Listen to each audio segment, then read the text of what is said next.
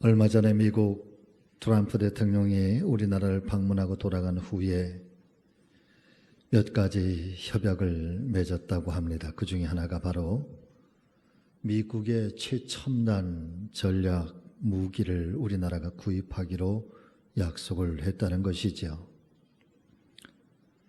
물론 사회적인 일각에서는 최근 한반도를 중심으로 일어나고 있는 여러 가지 불안정한 상황들을 이용해서 트럼프가 전략적으로 무기를 한국에 팔고 자국의 경제적인 이익을 도모했다라고 하는 그런 부정적인 평가도 있지만, 그러나 한편에서는 이번 기회에 차라리 최첨단 전략 무기를 도입함으로 안보의 불안과 전쟁의 위험을 막아낼 수 있는 무기의 전략 체계를 개선할 수 있는 또 다른 좋은 기회가 되지 않겠는가라고 하는 긍정적인 평가도 있는 것 같습니다. 그 중에서도 근본 기회에 반드시 도입해야 할 전략 무기가 있는데, 그것은 바로 평화의 눈이라고 불리워지는 피스아이라고 불려지는 공중 조기 경보 통제 레이더 비행기.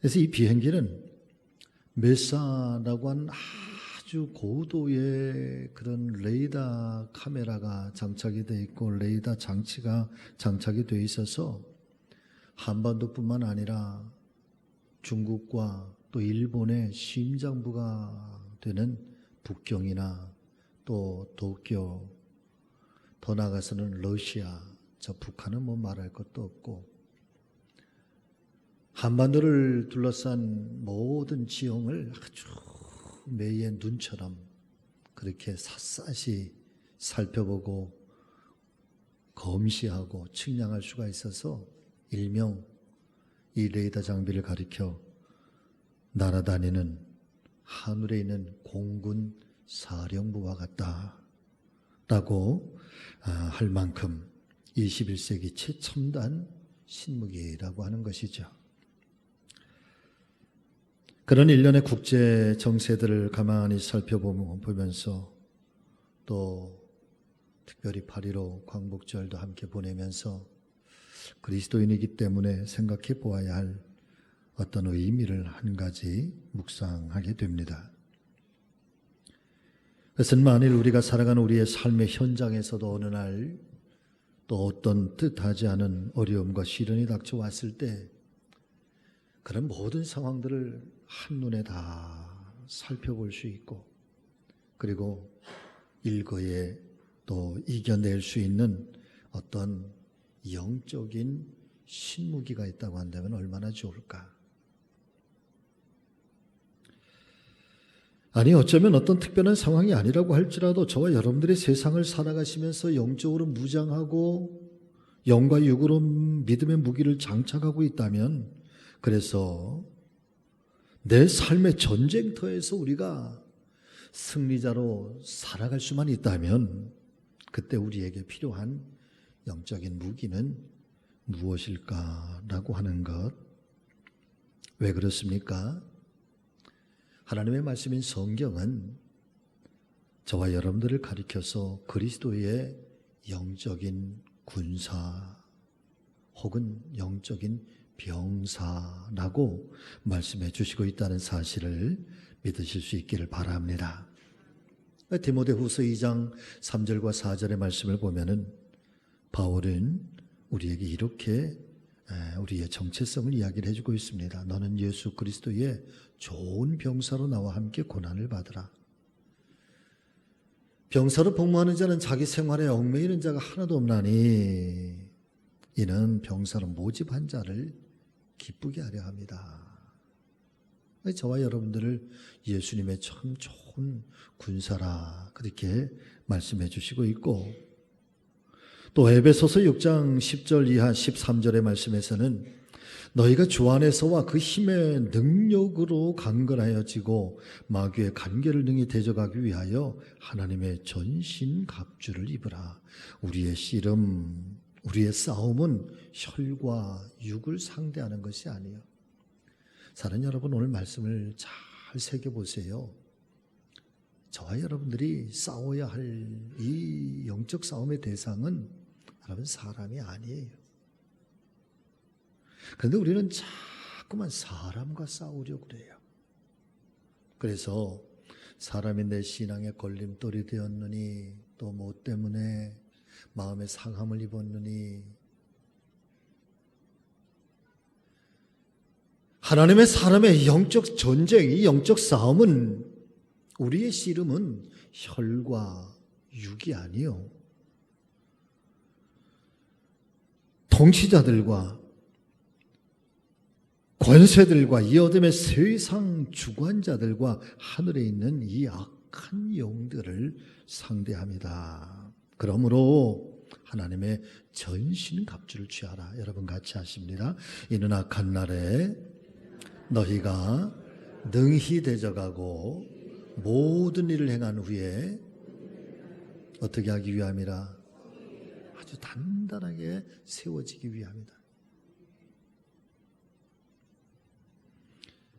그러면서 성도들의 갖추고 있어야 할 6가지의 영적인 무기를 역설해 주시고 있는데, 그 6가지의 영적인 무기가 무엇이었습니까? 첫째는 진리의 허리띠입니다.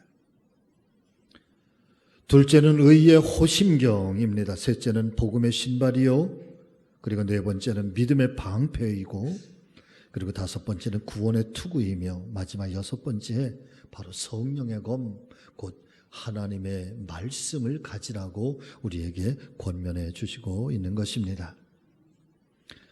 사랑하는 믿음의 가족 여러분, 이 복음이라고 하는 것은 너무나도 정말 좋은 그런 행복하고 기쁨의 소식이지만, 그러나 이 기쁨의 소식이 증거되어지고, 그리고 누군가에게, 그 어떤 사람들에게 이 말씀을 통해서, 이 복음을 통해서 이 생명의 역사, 구원의 역사, 하나님의 놀라운 구속사가 일어나기 위해서는 그 복음이 전해지는 그 바로 현장에 영적인 전쟁과도 같은 이 영적 전투가 언제나 벌어지고 있다는 사실을 깨닫게 되시기를 바랍니다. 교회와 성도들이 이 어둠의 세상을 향하여 아무런 영적 준비가 되었지 않은 상태에서 나아가게 된다면 얼마든지 세상 속에서 실패자가 될 수밖에 없고, 또 사단의 놀잇감이 되어서 너무나도 애석한 삶을 살아갈 수밖에 없을 것이기 때문인 것입니다.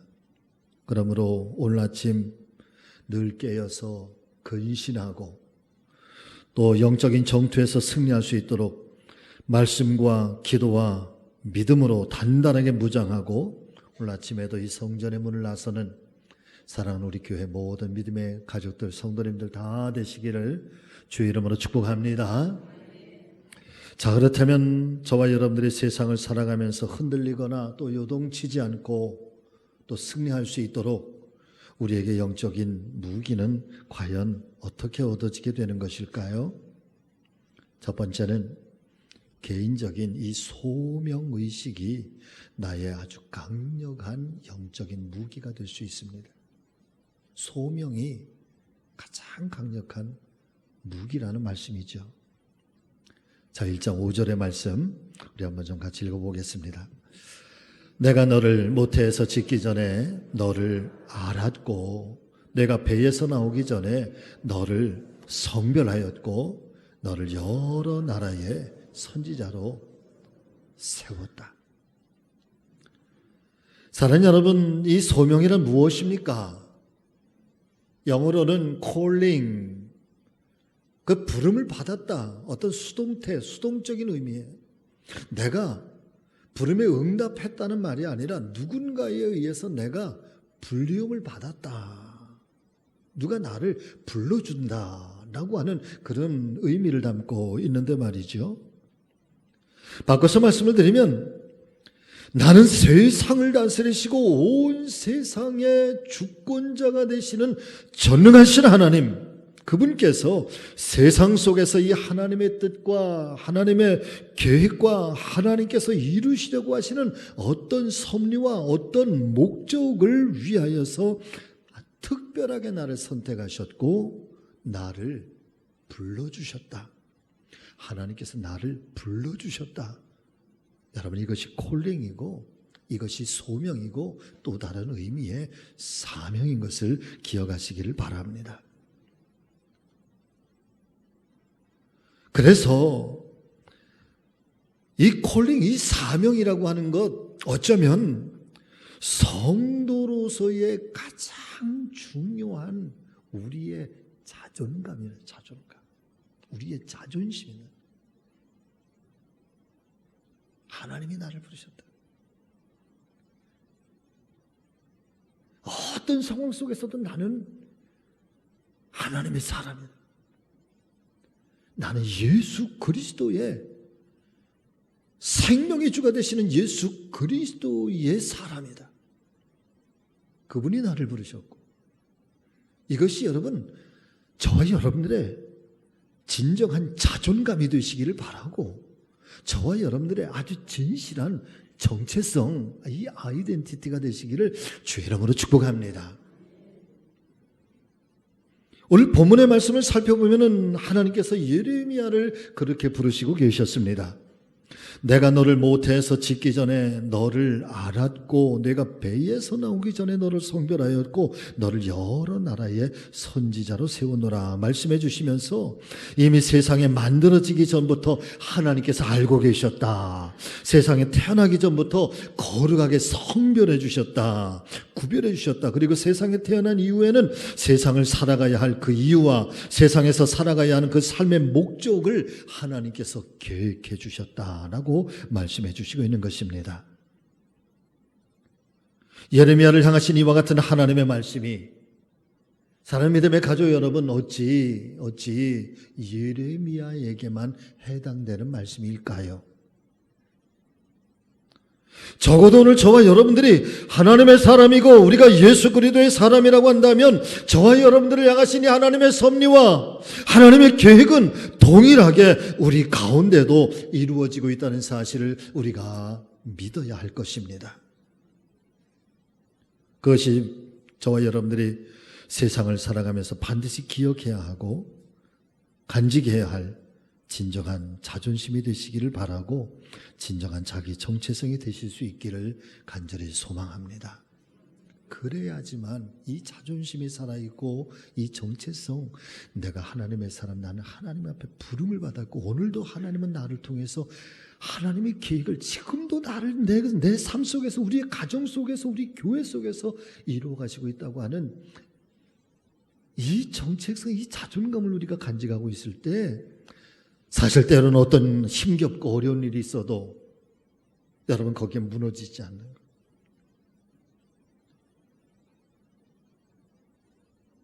또다시 일어설 수 있는 어떤 힘이 우리 안에서 샘솟게 되는 것. 그리고 실제적으로 하나님께서 저와 여러분들을 그렇게 구별해 놓으셨기 때문에 하나님은 우리를 그냥 버려두시지 아니하시고 우리를 방치하지 아니하시고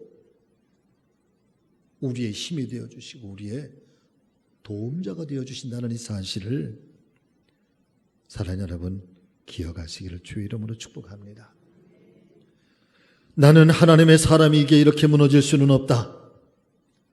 하나님께서 나를 불러주셨다. 하나님께서 나를 택하여 주셨다. 하나님께서 나를 통하여 성취하실 사명이 있기 때문에 나는 그 일들을 이루기 전에는 결코 쓰러질 수가 없다.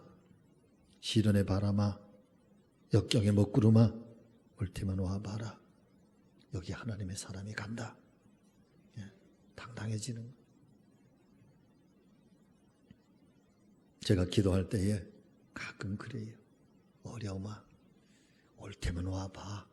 여기 하나님의 사람이 간다 말이지. 여기 성령의 사람이 간다 말이야.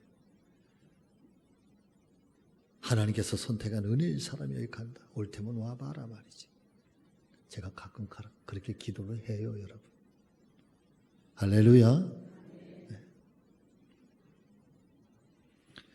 뿐만 아니라 저는 우리 성지교회가 하나님의 부르심 앞에 진정한 사명자로서의 거룩한 교회가 되기를 오늘도 간절히 기도하고 있습니다.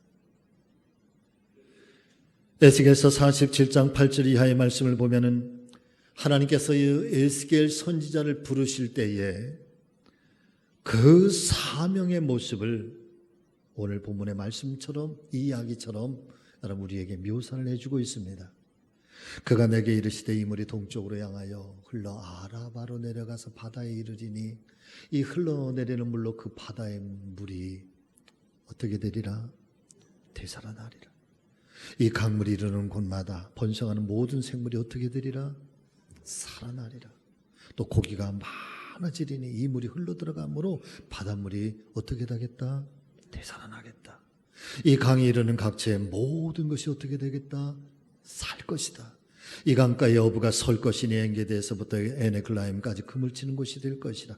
고기가 각기 종류를 따라 큰 바다의 고기같이 심히 많아지려니와 그 진펄과 갯벌은 되살아나지 못하고 소금 땅이 될 것이며 강 좌우가에는 각종 먹을 과실나무가 자라서 그 잎이 시들지 아니하며 열매가 끊이지 아니하고 달마다 새 열매를 맺으리니 그 물이 성소를 통하여 나옴이라. 그 열매는 먹을 만하고 그 잎사귀는 약재료가 되리라. 사랑하는 여러분, 사해란 어떤 것일까요? 사해는 말 그대로 아무것도 살 수가 없는 죽음의 바다입니다.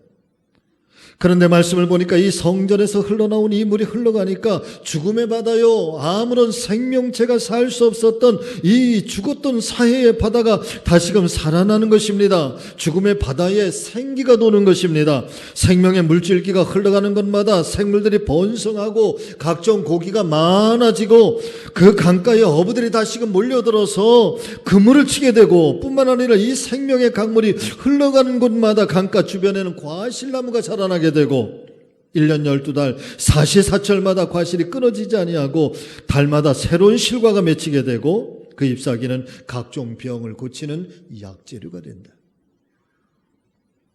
하나님의 거룩한 교회, 하나님의 거룩한 성전을 향해서 하나님의 말씀인 성경이 묘사하는데, 성전은 어떤 곳이냐?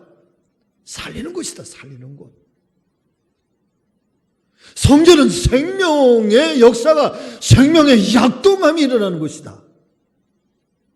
성전은 죽었던 것을 살리는 곳이고 생명 없던 것을 다시금 일으키는 치유와 회복과 기적을 일으키는 생명의 강물, 생명의 강가가 바로 거룩한 성전이고, 그곳에서 생명을 잃었던 사람들이 살아나고 죽었던 땅들이 회복되고 열매를 맺히지 못했던 것들이 치유되고 회복됨으로 달마다 새로운 과실들을 맺게 되고. 사랑하는 여러분, 교회란 무엇입니까? 교회란 머리 대신 예수님을 중심으로 부름받은 성도들이 모여있는 생명체가 바로 교회인 줄로 믿습니다. 성전에서부터 이 생명의 강줄기가 흘러가기 시작하였다고 했으니 오늘날 하나님의 거룩한 성전인 우리 성지교회로부터 흘러가는 이 생명의 물줄기가 흘러가는 곳마다 모든 죽었던 영혼들이 살아나는 역사가 일어나기를 바라고, 우리의 가정이 살아나기를 바라고, 이 나라와 우리의 조국, 이 민족이 살아나게 되는 그런 놀라운 축복의 역사가 우리 교회, 우리 성지교회로부터, 또 우리가 이 귀한 사명, 이 생명의 사명을 감당하는 우리 교회가 되기를 간절히 소망해 봅니다.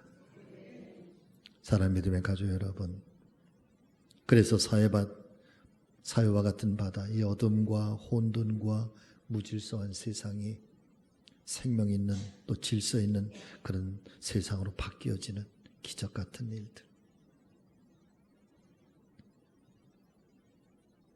어떤 면에 여러분 같이 해보세요. 보이는 교회보다 보이지 않는 교회가 훨씬 더 소중합니다. 아멘.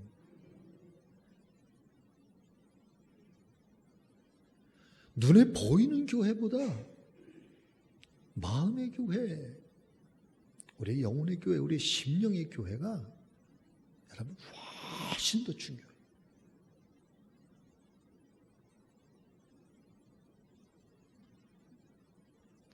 아무리 화려한 교회, 지구상에서 최고로 아름다운 그런 교회를 지었다고 할지라도 보이지 않는 마음의 교회가 무너지면 여러분 아무것도 아니에요.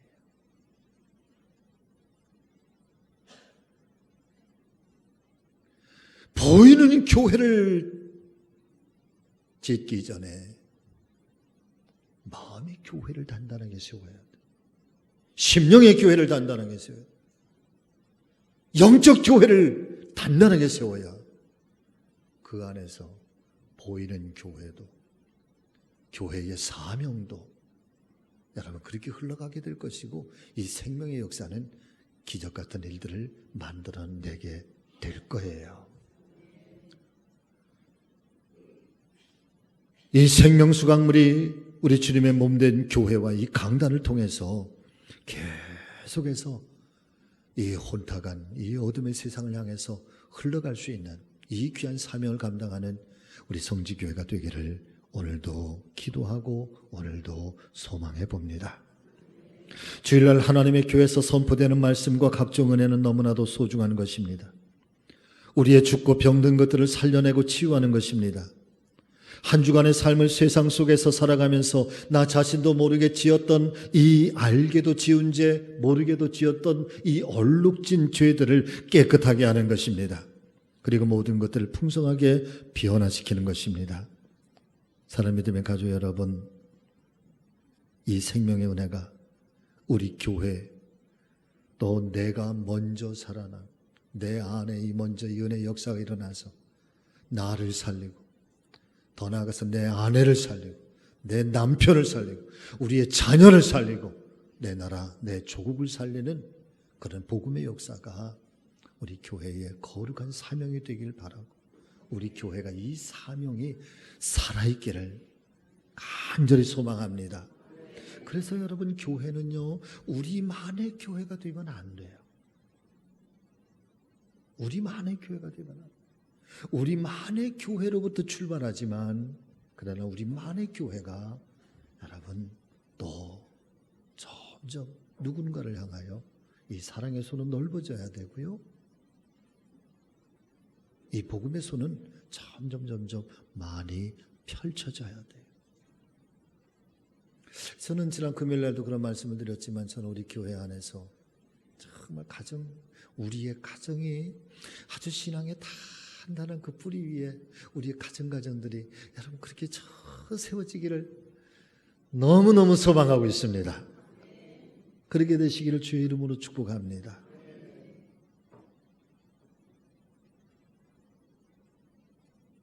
하나님이 나를 이곳에 보내셨습니다. 하나님께서는 나를 향하여 특별한 섭리와 계획을 갖고 계십니다. 나는 하나님께서 보내신 복음의 선교사입니다. 나에게는 아직도 하나님께서 성취하시려고 하시는 특별한 사명이 남겨져 있습니다.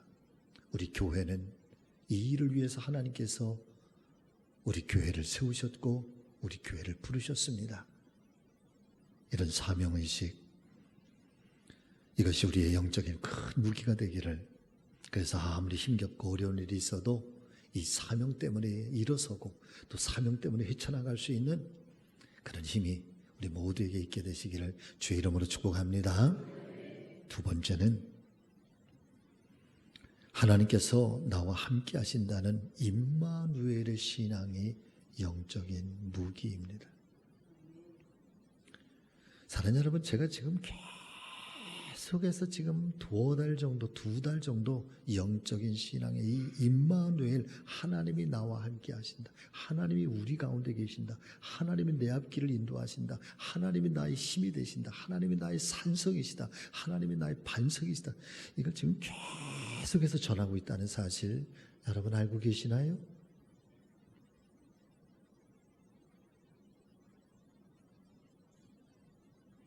자, 1장 8절의 말씀, 1장 19절의 말씀 한번 좀 같이 읽어보실까요? 자, 같이 읽습니다. 너는 그들 때문에 두려워하지 말라. 내가 너와 함께하여 너를 구원하리라. 19절. 나 여호와의 말이니라 하시고 그들이 너를 치나 너를 이기지 못하리니 왜냐하면 이는 내가 너와 함께하여서 너를 구원할 것임이니라. 여호와의 말이다. 할렐루야.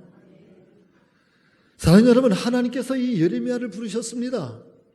이스라엘 민족, 유다 민족의 그 멸망을 눈앞에 두고 하나님께서 너무너무 안타까우시면서 어떻게 해서든지 이 백성들에게 이 위기의 순간을 좀 넘어설 수 있도록 기회를 주시기 위해서 예레미야 선지자를 부르셔서 예레미야 선지자로 하여금 가서 이 백성들에게 회개하게 하고 하나님께로 돌아오게 하고 거듭나게 하시려고 예레미야를 부르시는 거예요.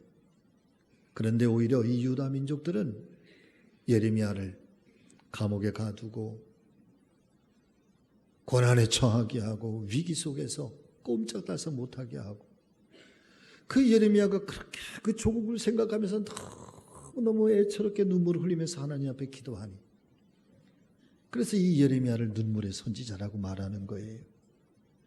그런데 이 예레미야를 처음 하나님이 부르실 때에 그렇게 하나님께서 너를 이 선지자로 이 하나님의 거룩한 사역을 위해서 내가 너를 부르셨다 말씀하니까 예레미야가 뭐라고 표현을 하는가 하면은요, 나는 너무 슬프도소이다. 나는 어린아이와 같아서 내가 무슨 말을 해야 할지 알지 못하겠습니다. 6절 이하의 말씀이 그래요. 내가 내 자신을 돌아보니까 나는 너무나도 연약한 존재입니다. 나는 부족한 존재입니다. 내 힘 가지고는 아무것도 할 수가 없습니다. 그래서 주님의 부르심 앞에 내가 응답할 수 없음이 너무너무 마음이 애처롭습니다. 슬픕니다. 어린아이와 같습니다. 말주변도 없습니다. 여러분, 그랬더니요, 하나님께서 말씀하신 게 그거예요. 내가 너와 함께하여 내가 너를 구원하리라. 원수들이 너를 치료하지만 그들이 너를 이기지 못할 것이다. 왜냐하면 내가 너와 함께할 것이고 내가 너를 지켜줄 것이기 때문이다. 그러시면서 하나님께서 당신의 손길을 예레미야의 입술에 가만히 대시면서 하시는 말씀이에요. 이제로부터 내 말을 너의 입에 두었노라. 할렐루야. 사랑하는 여러분, 내가 너와 함께 해주시겠다. 이 말씀은 성경 속에서 하나님의 사람들에게 약속해 주시고 있는 하나님 은혜입니다. 하나님의 약속입니다. 모세에게도 그랬고 기도원에게도 그렇고 여호수아에게도 그랬고 성서 속에 하나님의 모든 사람들이 어떤 어려움을 당하고 어떤 위기 속에 있을 때 하나님께서 늘 응답하시면서 그 귓가에 속삭여 주셨던 말씀이 내가 너의 하나님이고 내가 너와 함께 할 거라고 하는, 예수님께서도 우리에게 약속해 주신 주님의 약속입니다. 마태복음 28장 18절 이하의 말씀, 예수께서 나와 말씀하여 이르시되 하늘과 땅의 모든 권세를 내게 주셨으니 그러므로 너희는 가서 모든 민족을 제자로 삼아 아버지와 아들과 성령의 이름으로 세례를 베풀고 내가 너희에게 분부한 모든 것을 가르쳐 지키게 하라.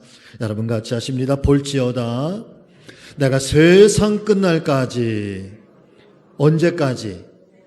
세상이 끝나는 그날까지도 너희와 항상 함께 있으리라.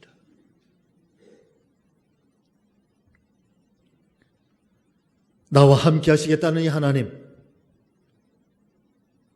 어떤 상황 속에서도 하나님은 나와 함께, 다니엘 같은 경우는 불무불 속에서도 하나님은 함께 하시고 사자의 굴 속에서도 하나님은 함께 하시고,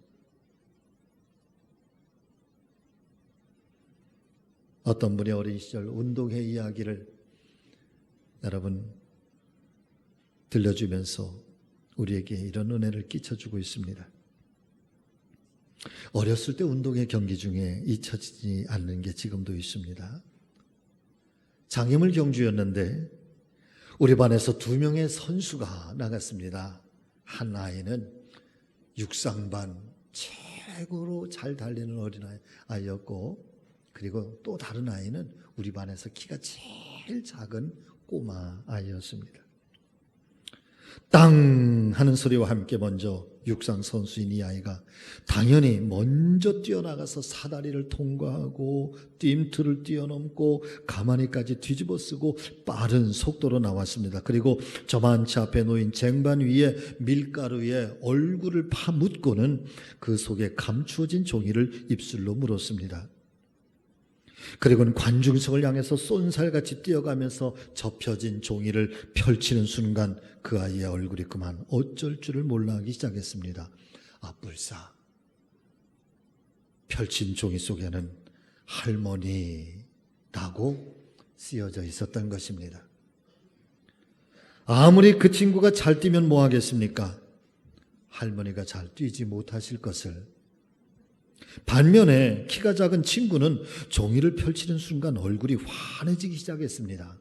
그 종이에는 체육 선생님, 얼씨구나 하고 체육 선생님의 손을 잡고 뛰는데 이 친구가 뛰는 것이 시원찮았던지 체육 선생님은 얘야 안 되겠다, 내 등에 업혀라 하시더니 그만 키 작은 아이를 들쳐업고 뛰기 시작했습니다. 1등으로 들어온 건 두말할 필요가 없었습니다.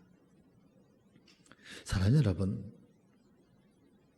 경주가 이런 것이 아닐까. 때로는 많은 장애물도 또 많은 고비들도 우리 앞에 펼쳐져 있을 것입니다. 그리고 그런 수많은 장애물들과 고비들 앞에 어떤 분은 빨리 갈 수도 있고 또 어떤 분은 늦게 갈 수도 있지만, 그러나 주님께서 나와 함께 뛰는 인생의 경주라고 한다면 내 인생의 스토리가 달라지지 않겠습니까? 주님께서 내 손을 잡고 뛰어가시다가 만일 저와 여러분들이 시원찮다 하시면 얘야 안 되겠다, 내 등에 업혀라 하시면서 저와 여러분들을 업고 뛰어가신다고 한다면 그때 우리가 할 일은 그저 예수님만 믿고 우리의 인생을 그분께 맡기기만 하면 되지 않겠습니까? 여러분, 하나님께서 우리와 함께 하신다는 것은 바로 그런 거예요. 말씀을 마치겠습니다. 하나님께서 나와 함께 하신다는 이 약속, 하나님께서 나를 부르셨기에 내가 존재한다는 이 소명, 다시 잘 회복하시는 우리 모두가 되시기를 주의 이름으로 축복합니다. 마지막 요한일서 5장 4절의 말씀을 한번 우리 같이 마음판에 잘 새기면서 금주 한 주간도 하나님의 축복이 함께 하시기를 주님의 거룩하신 이름으로 축원을 드립니다. 요한일서 5장 4절의 말씀, 자 보여주세요. 같이 읽습니다. 무릇 하나님께로부터 난 자마다 세상을 이기느니라. 세상을 이기는 승리는 이것이니 우리의 믿음이니라. 아멘.